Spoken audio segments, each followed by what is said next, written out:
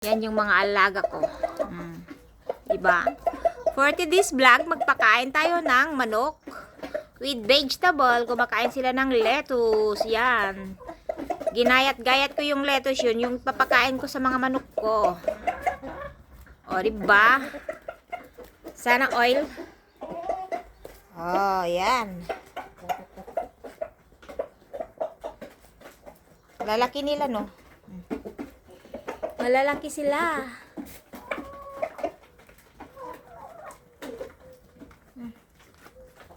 Yan.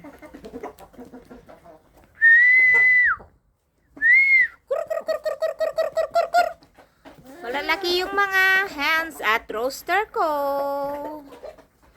Masarap yan titinolain. Kaya lang. Tapos na kaming kumain ng tinola ng isang araw. Ayan. O, diba? Ang lalaki ng roaster ko at saka hens ko dito na mga manok. O, diba? Libre ang itlog namin dito. Hindi na kami bibili. Hindi na kami bibili sa ano. Punong-puno na nga yung ref dahil sa ano, sa mga itlog araw-araw, guys. Ayan.